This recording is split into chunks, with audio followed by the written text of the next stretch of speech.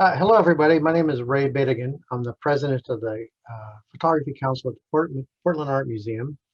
And this is our virtual version of our monthly brown bag talk. We've been doing these for about 5 or 6 years now. And I've always really enjoyed having speakers come and talk to you all about their photography and their work. And today's no exception. I'm happy that you all made the leap to come on virtually. We're going to have our talk like we always do. At the end, we'll have questions. And you have two ways to do that. There's a button you can use to raise your hand. And at that point, at the end, we would call on you and we'll turn on your audio and you can read your question out loud. Or you can simply type your question into the question and answers box at the bottom of your screen. And Phil will answer those towards the end.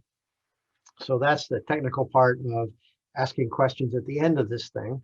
I'm glad you're here. Thank you for coming. I'm excited. We have Phil Harris speaking to us today. And anybody who lives in Portland, I'm sure knows Phil and knows his name well. He worked for 27 years at the Oregon College of Art and Craft, a space that was near and dear to many of our hearts until recently when it closed. But it was a great institution, and Phil had several roles there over the years. He's been a photographer for 40 years, and I'm excited to see what he's been up to since his retirement. So welcome, Phil. I'm glad you're here today. Thank you, Ray. This is a leap of faith because I can't see anyone. So hello out there. I'm really glad that you came also.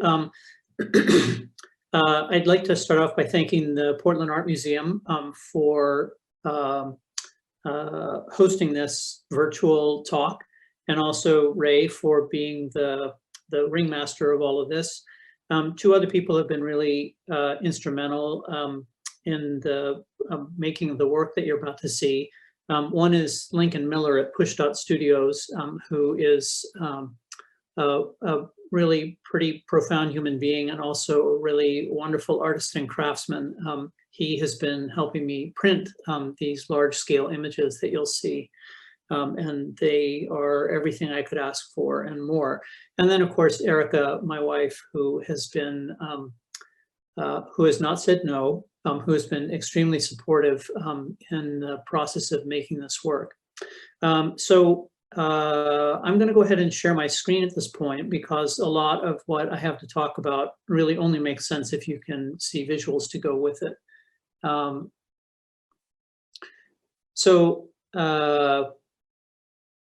As Ray said, I've been called myself a photographer, thought of myself as a photographer for about 40 plus years now. And I've gone through many different kinds of projects, pursued many different forms of photography, as well as occasionally making objects and doing other things. When I look back over that time, it seems like there have been a few threads that have followed along. I want to read you this out loud, even though I know you can read it for yourself. The natural tendency of attention when left to itself is to wander to ever new things. And so soon as nothing new is to be noticed there, it passes, in spite of our will, to something else. If we wish to keep it upon one and the same object, we must seek constantly to find out something new about the latter, especially if other powerful impressions are attracting us away. Hermann von Helmholtz was both a physiologist and a physicist in the 19th century when people wore lots of different hats at the same time. And what he's talking about is how our attention works, which is, of course, becoming sort of a crucial issue in this time that we live in. One of the things that has become more and more interesting to me is the passage of time and the way that it manifests as change, or the way those two things work together. And that seems like a very abstract set of ideas, except that we experience it all the time. And I have recently wanted to kind of crystallize that in the form of photographs. So the body of work that I'm going to show you is called Duration, and I've made quite a few of these now. I've been working on this for about 4.5 years, and in a bit I'll tell you about how it came about and where the idea came from and how I've pursued it. But essentially, it is using the camera to track the process of change as it happens around me, as a metaphor for all of the ways that we perceive change, not just visual change. So the images that make up these pieces are sequential images that are then put together in the computer to form a whole. And I'll talk more about how that's done as we go. So where did this come from? Well, the idea for the form that I work with now only came up a few years ago, but as you know, Ray and I've said, I've been at this for a while. So when I look back, I see that there were threads that led to this work from the beginning of my photography. This is from an early body of work. I worked on and off for about 10 years with infrared, black and white infrared film. For those of you who remember the darkroom, the late lamented darkroom. I, right from the beginning, my inspirations when I started in photography were mostly decisive moment and street photographers. So, you know, Cartier-Bresson and André Cortege and Lee Friedlander and Gary Winogrand and people like that, Danny Lyons, people who worked rapidly, instinctively, and created compositions that just kind of seemed to magically fall together in the camera. And it took me 10 years of working this way to realize that I wasn't a decisive moment photographer. I just didn't really have what it took to be that. I still really enjoy this kind of photography, but eventually I learned that a lot of what I was interested in was the way the photograph freezes a little fragment of time, the stream, the passing stream of time. It takes a little piece of that, and then as it exists outside of that stream of time, the way that we regard that image and kind of what our minds do with that, it changes it. Of course, there's been studies done that show that people's memories over time conform to the photographs that they have of them, so that after a while, what your original impression was is wiped away by the power of this still thing that sits there and says over and over, no, it was like this, like this, like this. This is a small body of work I did when I found a whole trove of deteriorated negatives. This is from probably the late 1930s. And what's happened is that the negative itself has deteriorated so that layers of time have gradually built up. And at the same time, the original sort of memory of what this was is being eaten away. And I found myself really interested in this idea of memory and time and how we perceive the present and then watch as it recedes into the past. When I went away from Portland briefly to go to graduate school, and when I came back, I taught myself to use a view camera, and I started working out in the landscape when the weather was nice, and then when it was, well, fall and winter, I figured out that I could make still life in the basement. So I started working with here you can see I've taken a bunch of daguerreotypes from the 19th century and interspersed them with these peculiar, very early spring kind of artifacts from outside. But I've always been interested in the layering of time. And eventually I started making images that were, this is pre or before I had access to even a computer, much less Photoshop.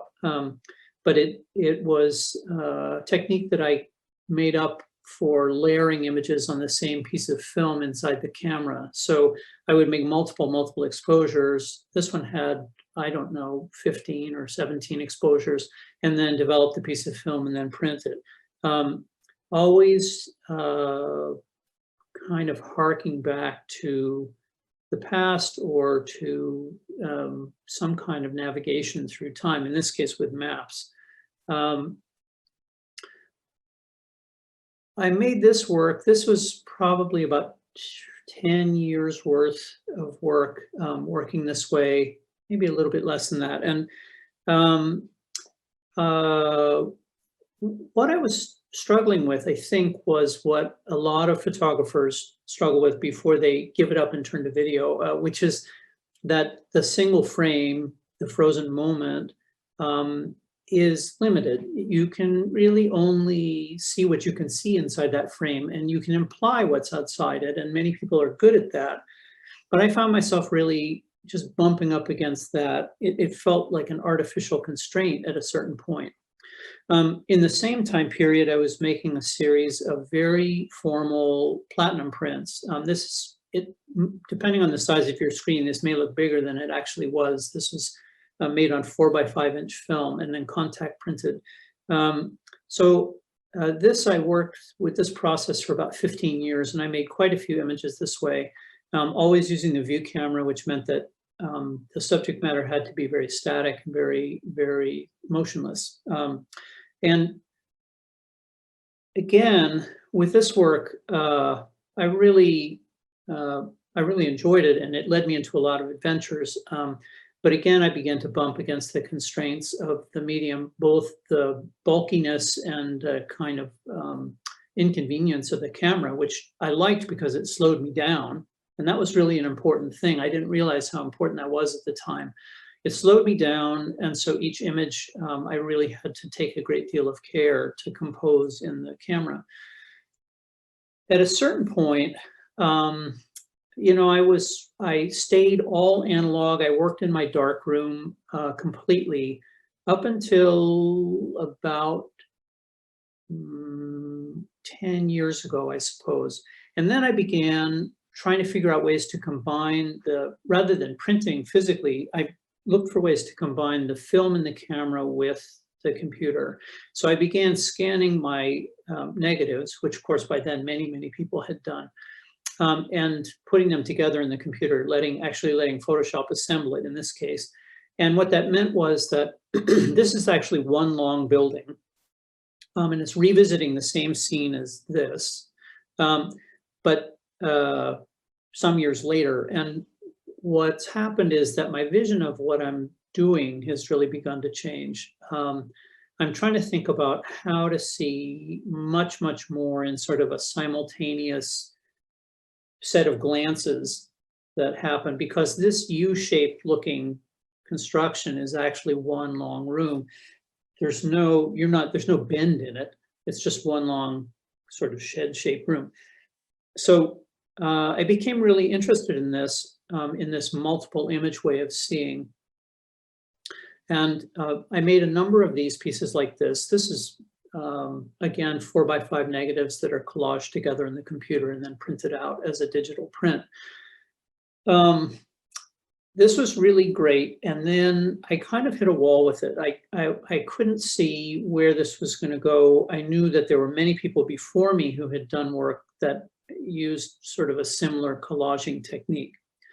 Well, I want to stop here for a moment and talk about what happened while all this was going on. I had, as Ray said, I had a number of roles at Oregon College of Art and Craft, and I switched over at a certain point from being the head of the photography program to the head of general studies, which really means liberal arts. And so I began to pick up many other influences. Even though I was still a working photographer, I was teaching subject matter that was much broader, and so I had to learn a lot.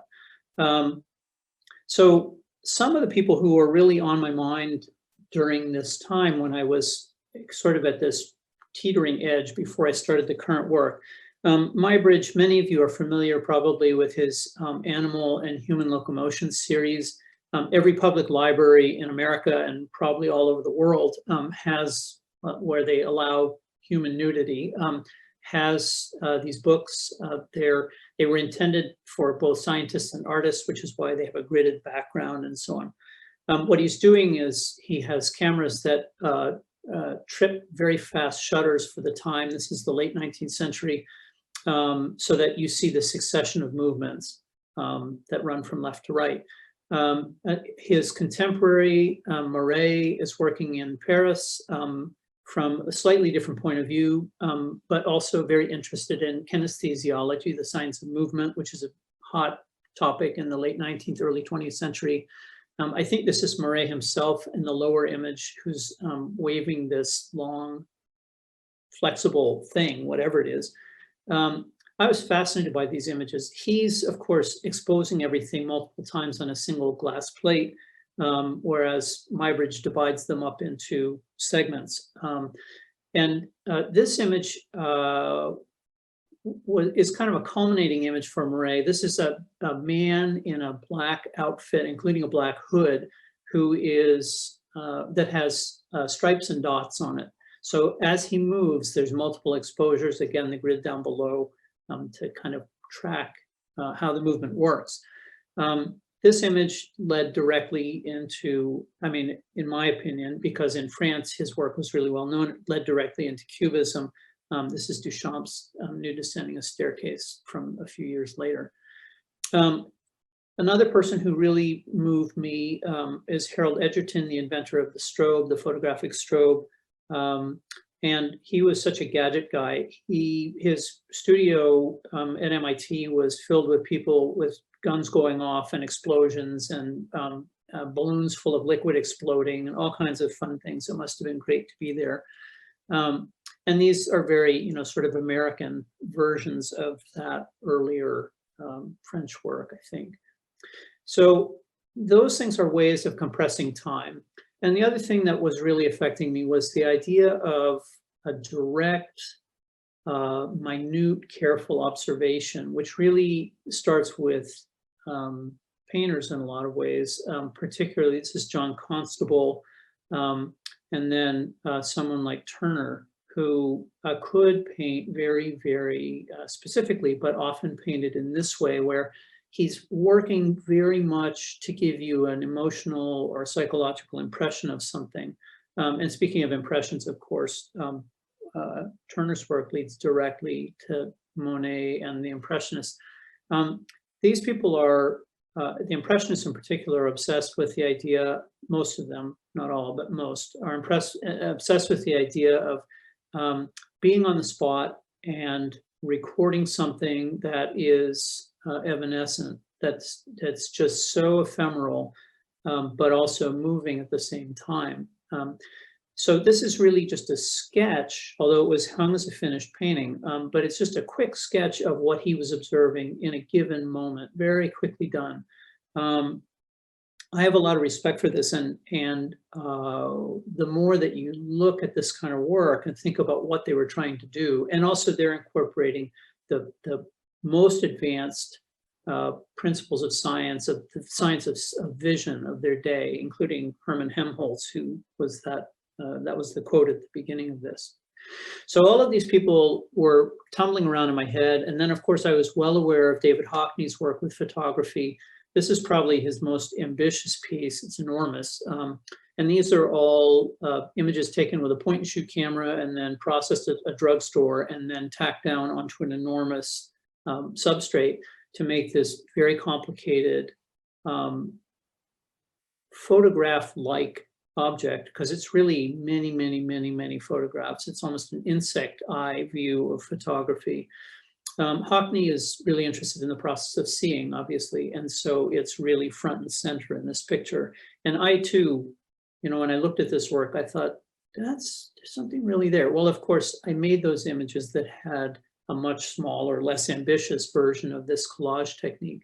But between this and his writings about seeing, he really had a powerful effect on me in my thinking somehow. Robert Flick is another person who, although he's less well known, he's a, what's the word I want? He comes from the Netherlands, and he emigrated to Los Angeles at a certain point in his 20s, I think. And was really impressed with the Southern California landscape and began trying to figure out a way to convey the sense of just massive space and speed and the importance of the road. So his work is like this. And, I knew about all this work, and it was in there floating around, along with the fact that about 20 years ago, I started a meditation practice, and a lot of that is about sitting still, paying attention. And I, like everyone, I'm very aware of how the world that we live in has sped up tremendously in the last decade or two, and that it's very hard for us to think a thought all the way through, much less make our way all the way through a book or do any of the longer things that those of us who remember, used to do on a regular basis. So I'm going to tell a brief story here about the origin of this work that you're about to see. I was, along with a couple of my colleagues from OCAC, I was invited to do a very brief teaching stint at Caldera Arts in Central Oregon. And what a wonderful place that is. So all of us did our thing. We did the work that we were asked to do there. And then they allowed us to stay there for a few days to do whatever we wanted. And I had brought the view camera in its big backpack and everything. And then I had also brought a little digital point and shoot camera that I had bought from a good friend and had not used. It sat in a drawer. I didn't know what to do with it. So I brought it with me, and I spent the first couple of my days, free days there, wandering up and down the hills, setting up the view camera with a big tripod and making images and wearing myself out. And I did that until I really just couldn't see anything more that I wanted to use it for. And then I thought, well, I'm here. So I took out the little digital point and shoot camera and I wandered around taking pictures of details of this amazing place because I had done all the vistas with the view camera. And I got really close up, and there were areas that were burnt that were really interesting and areas that weren't that were really interesting. And I made many of these little detail images. And then I was coming back down to my luxuriant lodging that they provided. And on the way, I was passing over this small bridge that runs over a stream between, there are two lakes there that are connected by this stream. And I looked down at it and just was resting for a minute on this bridge and listening to the water. And for some reason, it came to me that I should photograph this stream over and over again. I should just point the camera down and hold it there and just make a bunch of pictures of that. So I did. I said, okay, I did that. And then my battery was running out. So I went back and I dropped all the images off onto the computer while the battery was charging. And I looked at them all, and it was those images in a row of the stream that kind of made me stop. And I just thought, there's something here. I don't know what this is, but there's something here. So when the battery was charged up, I went back out, and what I wound up with looked like this. It didn't initially look like this. It was a long series of individual frames, and then in the computer, I sewed them together in Photoshop to look like this. This is about 15 feet long, just to give you a sense of how this works. That is when it's on paper, which is the way that I intend for it to be seen. So when you look at it, if you walk up to it very closely, you'll see these are 4.5 by 6 inches in each frame. And then as you move across, what happened was when I was photographing, I began to notice that a shadow was beginning to creep into my frame. And I said, well, maybe I should stop. And then I thought, well, maybe I shouldn't stop. So I kept going. And ultimately it got like this, which on paper is a kind of amazing royal blue color. So I'm just gonna take you backwards. So this is the progression of the shadows running across this and filling this one frame. The rock in the center, obviously, is what I've put in the center of the frame to keep myself oriented. Okay, so over time, this work, which again I call duration, has formed itself into different categories. And because I've been, for one reason or another, I've been flying back and forth across the country over the last 4.5 years a bit. One of the sets of images that I make is out of airplane windows. These are, again, sequential. It's a little bit different because I'm moving at 500 miles an hour, holding the camera steady. In everything else that you look at, I'm situated in one place at one time, holding the camera steady. Everything that I do is handheld. And so sometimes that's very challenging. But so here's, when you walk up to it very close to look at an individual frame, it might look like this. And then when you back off a little bit, it begins to look like this. And then when you back off more, it looks like this. And the reason that it looks this way is I made a set of rules for myself that I've pretty much followed all the way from the beginning. And one of them is that when I'm photographing, I use every frame unless it's out of focus. That's my one exception to my rules. So everything that's in focus makes it into the final piece. And I also put them in the order in which they were made. So when you look at it, you're going up and down columns and from left to right.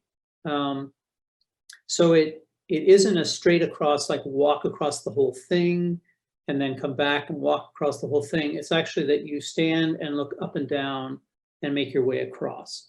And there's various reasons why I do it this way. Each of these images that you're looking at is printed on paper that's 44 inches tall. So the images themselves are generally 36 inches high by whatever length. And you can see that they often end in an uneven way because, again, I use every frame and I'm not counting them. So it's wherever I end up is where I end up. And that's what you see. Okay. So here's an example of what it actually looks like in a space with a human being in it, just so you get an idea. Okay. And then this image, this is actually the Columbia as it begins to, it makes its final turn. This is around Hermiston. So it makes its final turn before it turns north and this, connects with the snake and all of that. So these aerial pictures take a lot of different forms. I'm not always photographing the ground. I have quite a few that are just the clouds or different atmospheric conditions, sunset. Haven't done too many sunrises. And there is a fair amount of abstraction in all of these, which I've really come to value. But when you are close up, you can see that you're looking at something that's quite real. And I do very minimal manipulation to these things, mostly for clarity. Yeah, but otherwise they just sort of are what they are. This again is Central Oregon, basically, heading eastward, eastbound.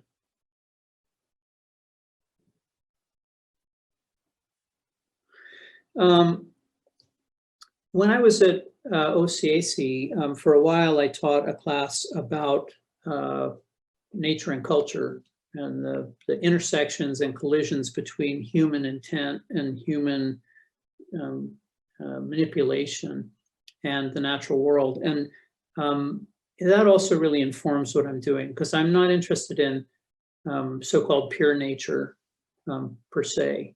I'm interested in just in change, and change happens in human-made and nature-made environments just the same.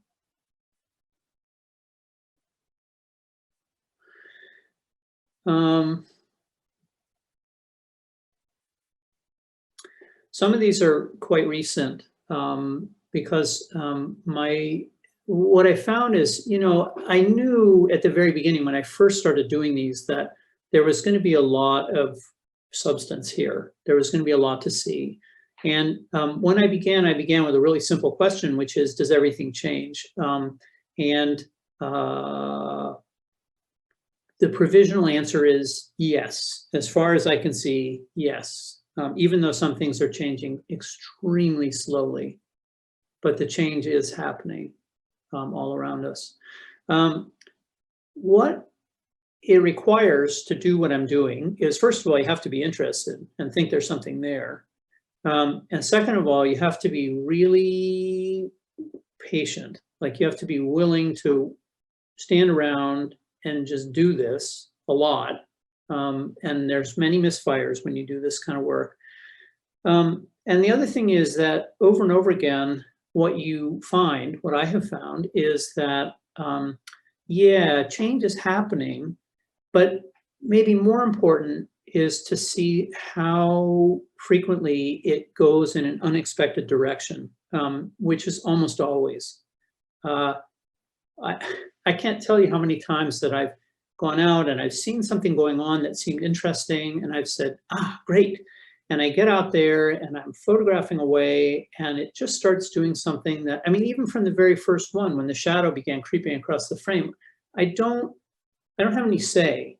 So another part of this is the sense that what is happening is not just ephemeral, but also it's out of my control. It's really just going to behave the way it behaves for reasons that are not mine to determine. For example, if you look at this image, you can see that there's a little diffraction rainbow there in the lower segment of the frame. I mean, this stuff comes and goes all the time. And you sometimes you think you're hallucinating because it's there for even a very brief, just a few seconds, and then it's disappeared before you even know it. This one was a little more difficult. This is the moon, a full moon, and I'm still using that same little point and shoot camera. It's adequate for my needs, and it does everything I need it to do, and it doesn't do a lot of other things I don't need it to do. But it really gets boggled sometimes by things like low light conditions. I would say what you're looking at when I put it all together like this, there's probably another 20 frames that were so out of focus that I couldn't use them. It just really had a hard time seeing. It's the moon. It's at infinity for all intents and purposes, and it over and over again it became confused by this. The other part of it that also has crept in over the years is I realized how much camera vision is really kind of running the show, and I to be honest, I kind of delight in that. It's another unknown for me that keeps this whole thing interesting. I don't exactly know how the camera is going to see it.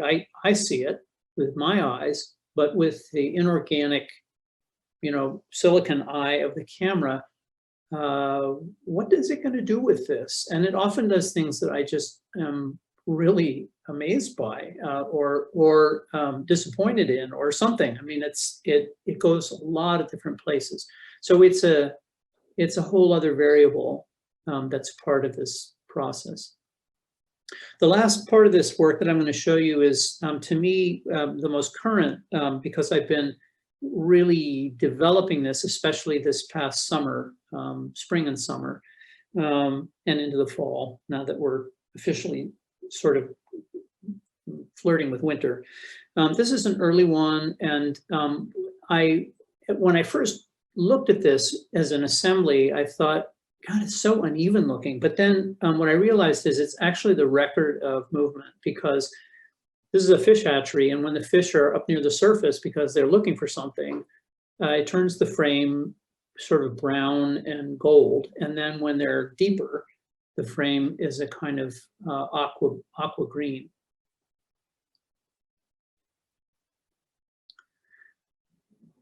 This one changes for a different reason.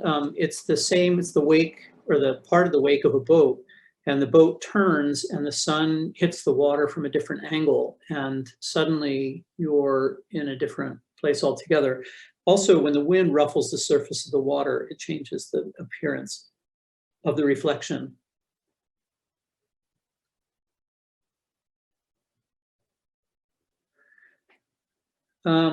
One of the other things, I guess, that has come up for me in this work is that the initial one, that number one, it's a narrative. It has a beginning and a middle and an end, and they're really well defined. And you can see how one thing just becomes another, the end, we're done. But a lot of times what I'm looking at doesn't conform to our sense of narrative. It doesn't fit an arc that we're used to, a story arc of some kind. Instead, it just kind of does what it does. Now, this one is very continuous, and for me, that was really interesting. But oftentimes, water is continuous until it's discontinuous. This is where, we get into kind of the world of Impressionism a little bit. But these are just momentary glimpses of the same exact set of reflections where everything just breaks up differently. And there's a lot of examples of this. Also, the weather has a lot to do with the changes that I see. And sometimes, if I'm still long enough, there will be the movement of the sun, movement of clouds, that sort of thing. Many of these were made locally, for what that's worth. I mean, it doesn't really matter so much what the location is. This happens to have been made at the reflecting pools up on Mount Tabor on a day that was mostly overcast.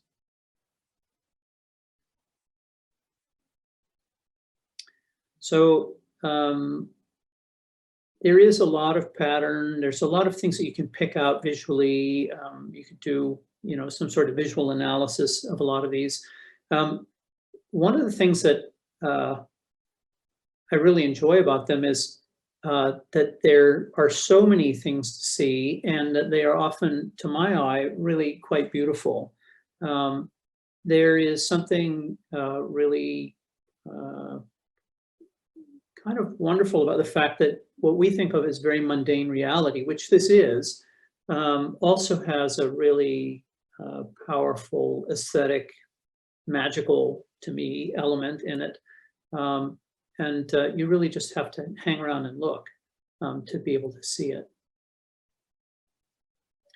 This is a set of pinkish clouds moving across a lily pond.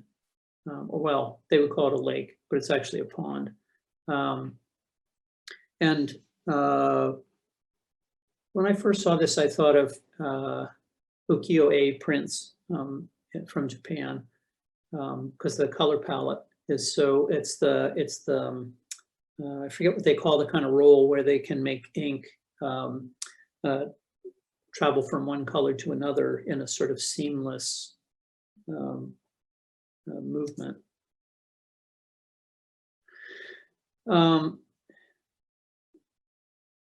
The camera also captures things that are can be kind of nerve-wracking, or depending on your point of view. I mean, this is like dropping ink into a water glass or something, or watching, well, in the old days when people smoked, watching cigarette smoke move up through the air. But I've been fascinated by how many things water is, or how many things it reveals if you watch closely. And of course, I've also become so used to looking at water as it really does what it's doing. I guess I would say, like, my observational ability of water has grown because I've exercised that muscle.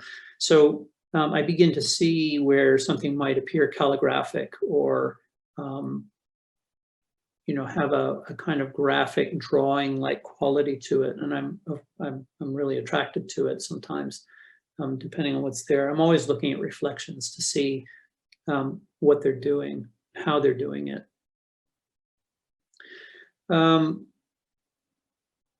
This is a very, very small area that I'm focusing on.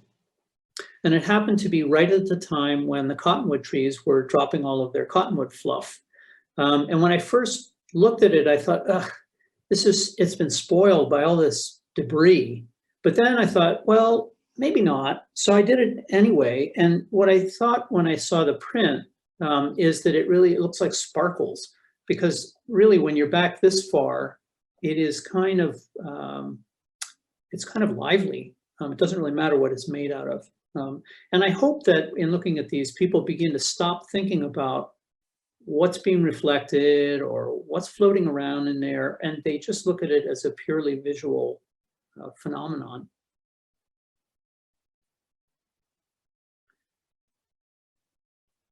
This is a different take on that same pond with lilies. And this is a really heavy rolling cloud moving across it, not so benign and pink.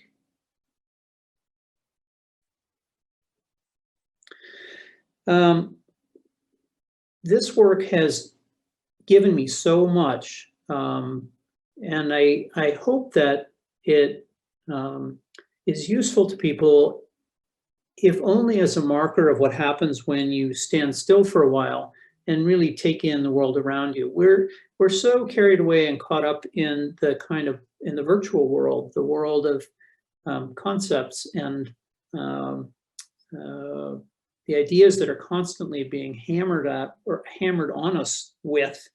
But I think sometimes if you can set that aside even for a few minutes and just experience the world around you, it's good for us. It's good for me. Okay, this is the last image, and this is very recent. This is just a few weeks ago. And I think it kind of harks back to many things that I've done before, even though it doesn't look exactly like them. So I hope that this has been useful for all of you who are listening to this. And looking at these images, I really delight in making this work, even though there are often setbacks, and there's a lot of high percentage of failure, I guess I would say. But even that is a good thing, because I feel like as long as I'm doing it and continually expanding and experimenting, I'm going to fail, but failure is a sign that I'm expanding and experimenting. So those things are kind of go hand in hand for me. Okay, I think we're now at the point of questioning. Oh, and that's one last thing I wanted to say is that there is more of this work to be seen on my website. And also there are some things in this show that are so new, they're not on the website yet, but will be soon. But please feel free to visit it, and you can see more of what I've been up to in the last few years. Okay, so I want to, if there's time, go to, there we go. All right, Ray. Hi, so let's see if I can come back to where I am. Okay, I think I have to stop. There we go. Okay, so we have one question so far. Can you see that? How long between shots, or this is how long between the shots or time between the frames set for every time of change depending on what you're photographing. I have set up this camera to reboot, to recharge and be ready for another exposure about every 5 seconds or so. And a lot of the time, that's what I'll use. There are times when I can see that a process is very slow. And so I'll count in my head 10 seconds or 15 seconds. It is one of my ambitions, which I haven't realized yet, to do something where I am working with a subject for an hour or 2 hours and with really long intervals between. If you have handheld a camera and tried to maintain the same frame for a long period of time, that's a really challenging thing to do. The longer that you do it, the harder it is.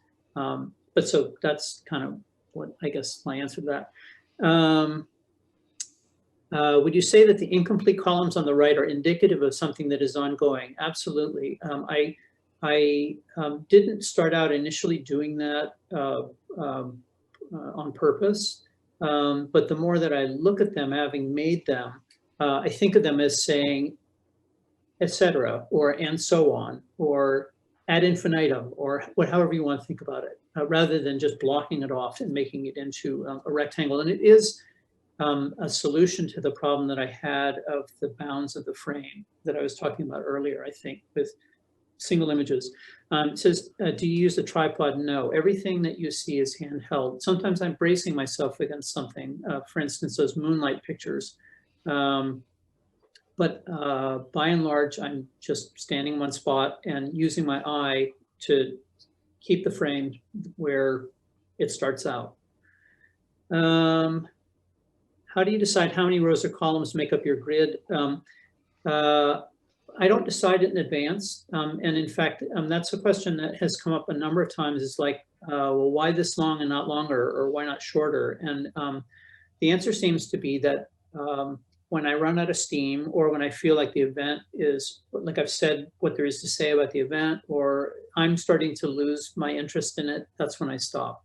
So wherever that is, that's how big they are and how many spare ones there are left over.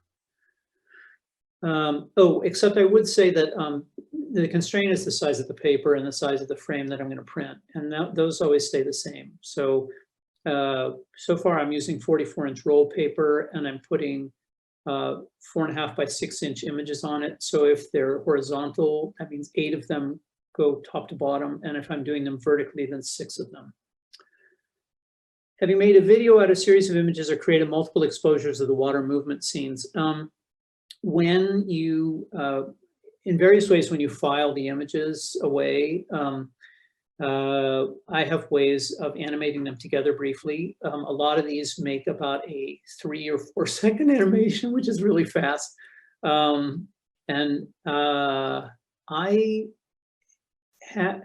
mean, I've gotten the question before, why don't you just do video? And I think a lot of it is that I want to, it's a contemplative process, and I want to make an object of contemplation. So, and I find that screens are very hard to contemplate for very long without wishing that something was going to happen.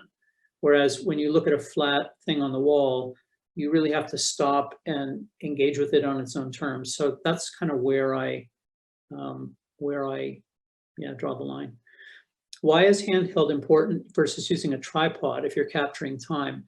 I guess my feeling about that is that to have a fixed camera, whether it's a surveillance camera in a parking garage or a camera that somebody deliberately sets up, to take pictures at the beach, or, before every phone was a camera to do selfies, or, to do something in front of the camera as a performance or whatever. I think that's a way of making it so that the one variable is eliminated. And part of what I'm interested in this is I want you to sense that a person was there. And so the flaws in it that come from hand holding it are actually really important to me. I mean, there's a number of images that I've made where you can see the camera is moving around. If you look at it closely, you can see.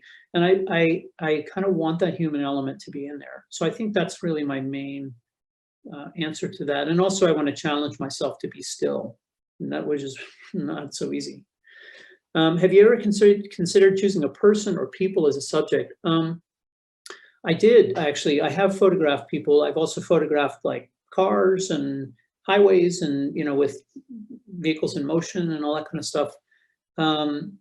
The issue that I have, I guess, I've had a long running dream, which is now a dream until we get a vaccine, I guess, which is to find myself on a balcony or a fire escape about probably 5 floors up in the middle of Manhattan somewhere, photographing down. That's what I want to do, because that is such a great illustration of change, to have a sidewalk crowded shoulder to shoulder with people. Remember what those were like, and photograph it in sort of Brownian motion. That would be really amazing. To photograph a person, they would have to be tiny in the frame, I think, because if they move around or do anything much, they're going to go right out of my frame. And then I'm photographing the landscape with no person in it. But maybe I'm not exercising my imagination enough, and maybe there is a way, because I don't have anything against photographing people, but they would probably be there for context or part of a larger scene somehow. Since your meditation practice and this body of work has been going on for a while, have they nudged either of those practices to shift, and in what way?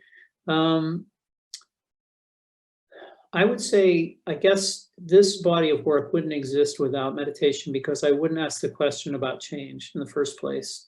And also, I wouldn't have I've been doing this, we're getting close to 5 years I've been doing this. And I don't know that I would have I don't think I would stick with it. Probably not. I'd probably be looking for something more interesting, more sexy, more explosions, more something.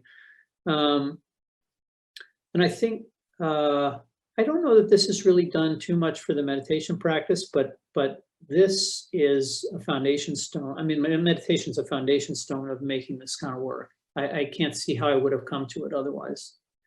I think somebody also typed something into the chat.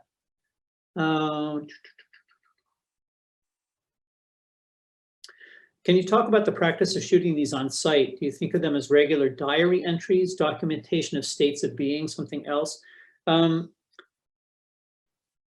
I have a pretty firm idea of what's me and what's the picture, I guess I would say. In my early work, when I was in my 20s especially, I really wanted to make a mark on everything. That's the infrared work is like that. I really wanted you to know that like this was my thought, my vision, blah, blah, blah. And this work, although I am the one choosing to take the camera out and I'm choosing what to point at and I'm choosing the settings on the camera, and I'm choosing this way of putting things together in Photoshop and so on. I really am trying to point at something that's not me. I think that's a really hard thing to do.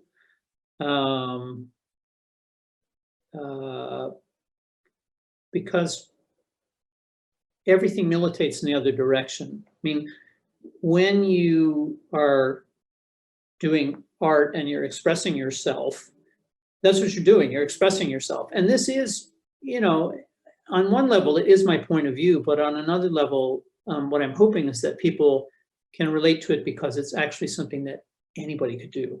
Anybody could do this. Anybody can see this way. Anybody can perceive this way. So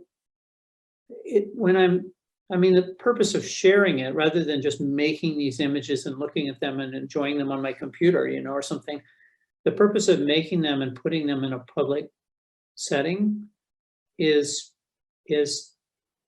I don't think of it as like about me. They're about a way of seeing that is available, and an expanded way of seeing that's available, a way of seeing that can relieve a lot of the angst that I feel around me and that I see in myself. I think there is something really, because you're looking at something that's bigger than us, doesn't care about our day-to-day ups and downs. I mean, this stuff is so impersonal in a way, and it obeys laws that aren't passed by a legislature. You know, it's like it's really something bigger than us. So that's kind of how I think about it, I guess. Yeah. I don't know. Oops, if there's any other. Yeah, I think that's all the questions that people have typed in. I have one quick one, Phil. Yeah. You mentioned that a picture can overpower memory. Do you remember talking about that? Yeah. And I find that very interesting and profound, and really, especially when you start thinking about how that sort of relies on people thinking of pictures as truth. You know, and as things have sort of changed, and that's less of a fact. You know, it's an interesting idea that your pictures could change people's memories sort of down the line. You know, or even if you think about the really old portraits I have of my ancestors, you know, and if I consider that to be my memory of them, I would think they were a bunch of grouchy, overdressed individuals, you know. And so I really think that, and I agree with you, but I think it's really an interesting responsibility almost. Yeah. Well, yeah, what I was talking about too is that they've done actual psychological studies where people have been eyewitnesses or participants in something, and then some of them have images of that event and some of them don't. And the ones who have images of that event, the image gradually, it does literally overpowers and forms, they think, new circuits in your brain, new synapses, and before you know it, what you remember is what's in that picture. And it's interesting too, because pictures are not, I mean, anybody who's ever photographed anything you know, everybody who has a phone knows that a photograph isn't true. A photograph is, you know, it's your particular slant. It's your, I won't use the word lie, but it, you know, it's certainly not, I mean, whatever objective truth is, it's not a photograph. So, you know, it's not that it's not the pencil of nature. That's not what it is. Right on. Thank you, Phil, very much. Yes, thank you all for coming, and thanks again, Ray, and to the Art Museum. This has been really enjoyable. I hope the work has been interesting to see, and I've said something that gets under your skin or whatever it does. All right. Thanks, everyone. Next month, we have Karen Heimer from New Mexico. She'll be here in the third Wednesday of December. So thank you all.